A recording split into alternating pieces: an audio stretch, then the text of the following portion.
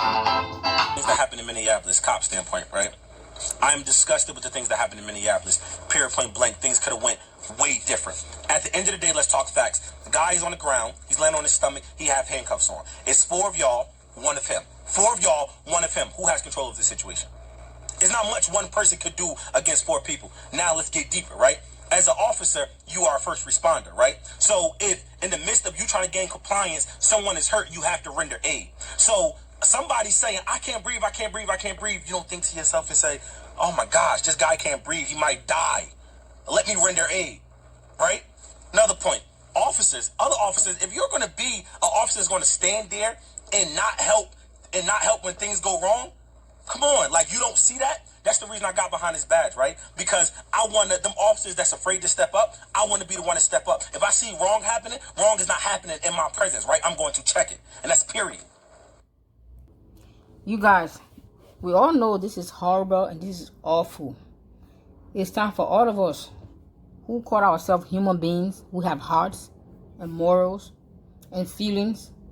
We have to really demand, all of us in this nation, across America, we have to make a demand to our politicians that not only the officer who had his knee on that person's neck, on the disease on his neck, but all of those who stood by and watched.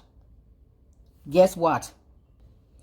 All of those who stood back and watched, they are accomplices to murder.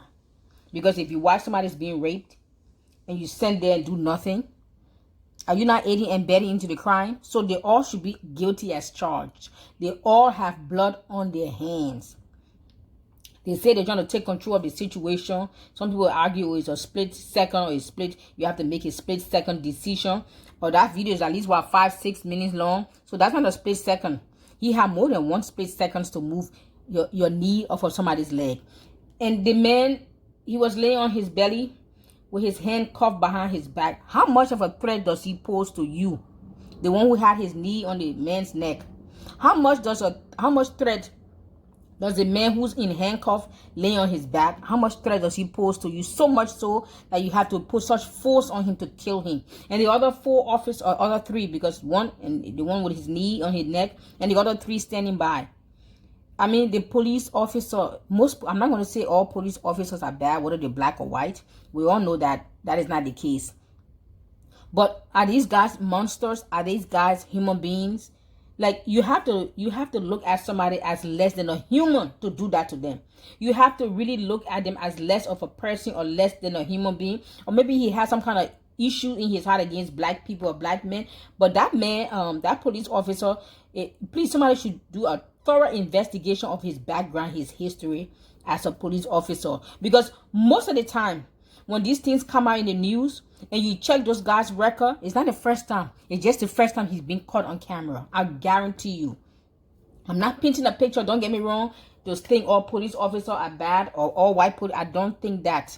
Because to make that statement is to say all black people are this or all white people are that or all Christians, I don't do such nonsense. So don't come for me with your nonsense.